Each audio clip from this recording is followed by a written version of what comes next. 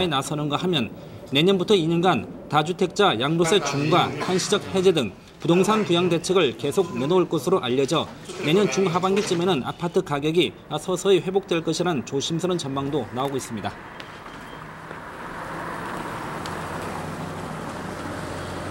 양도세라든지 종부세라든지 투기관리지구나 투기지역들을 많이 해제를 했기 때문에 이런 것들이 어느 정도 시장에 회복될 수 있다는 어떤 수요자들한테 자신감만 심어준다고 그러면은 내년 2, 4분기 말이라든지 3, 4분기 초쯤에는 조금 어느 정도 좀 회복 시점이 될 것으로 판단하고 있습니다.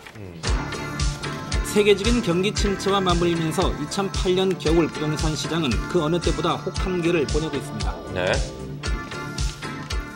네, 다음 나라박 소식입니다. 손주를 보고도 남을 나이 70에 아기를 낳은 인도 여성이 있습니다. 네, 원정진 기자. 네. 근데 이 아기가 첫째 아기라고요? 네, 그렇습니다. 나이 70에 첫 아이를 낳았습니다. 네. 사실 지난 7월에도 인도에서 역시 70살 할머니가 출산해서 화제가 됐었습니다. 네. 그것도 아들, 딸 쌍둥이를 낳아서 더 화제가 됐었는데 당시 그 할머니는 이미 결혼한 두 딸이 있었고요. 대를 이을 아들을 보기 위해 체외 수정을 통해 쌍둥이를 얻었습니다. 출산 나이로 보면 타이기록인데요. 그런데 이번에 아기를 낳은 인도 여성은 초산으로 세계 최고령 산모가 됐습니다. 화면 속 이 여성이 화제의 주인공입니다. 인도 북부 하리아나주에 사는 나주 데빗인데요. 올해 70살입니다. 지난달 28일 제왕절개를 통해 건강한 딸을 낳았고요. 결혼한 지 50년 넘도록 애를 낳지 못하다가 체외 수정을 통해 이번에 자식을 얻게 됐습니다. 인도는 특히 남아 선호 사상이 강한데요. 하지만 이 아버지는 딸을 낳아서 실망하지 않는다. 아주 기쁘다면서 고향에 돌아가면 잔치를 하겠다고 했고요. 네. 나이가 70인데 애를 기를 수 있겠느냐고 기자가 묻자 이 어머니는 아무 문제 없다. 아주 잘 기르겠다고 말했습니다. 잘 키우셔야죠. 미군 소속 F-18 전투기가 캘리포니아주 샌디에고 부근 주택가에 추락했습니다. 주택 두 채가 불타면서 연기가 하늘을 뒤덮고 있습니다. 조종사는 추락 직전 무사히 탈출했고요. 그러나 당시 충돌한 주택에 있던 2명이 숨지고 2명은 실종 상태입니다. 네.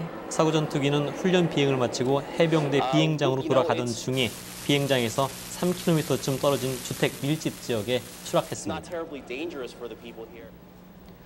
일본이 중앙정부 공무원 조직을 대폭 축소하는 군살 빼기에 나섰습니다. 지방 공무원과 업무가 중복되는 국가 공무원 3만 5천 명을 줄이기로 했습니다. 도쿄에서 김대영 특파원이 보도합니다.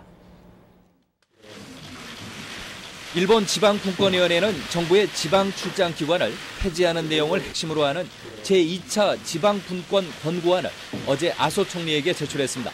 도마에 올려진 정부의 지방 출장 기관은 국토교통성 지방정비국과 지방운수국, 농수산성의 지방농정국 등 모두 6곳입니다.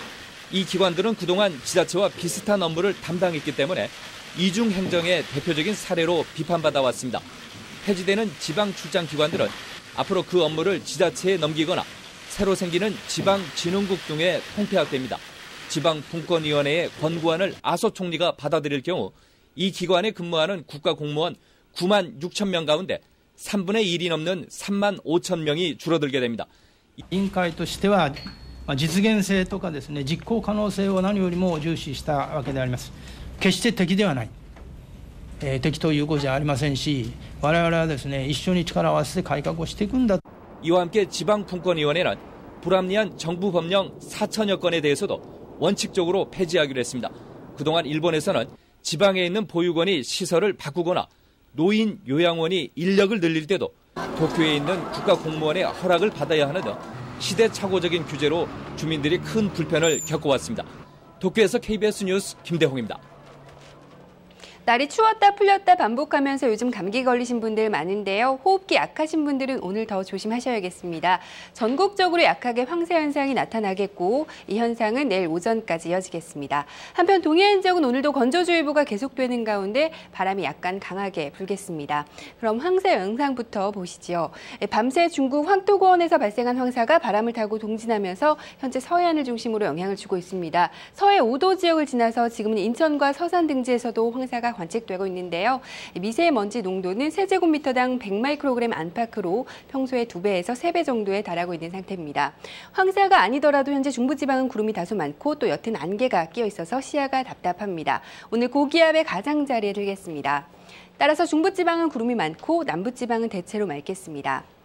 현재 기온은 서울 4.7도 등 전국 대부분 지방 영상권이고 한낮 기온은 서울 12도, 광주 16도, 대구 15도 등 어제보다 조금 더 오르겠습니다. 물결은 동해와 서해상에서 2.5에서 3m까지 조금 높게 일 것으로 보입니다. 이번 주는 대체로 맑은 날씨가 이어지겠고요. 기온도 평년 수준을 유지하면서 큰 추위는 없을 전망입니다. 날씨였습니다.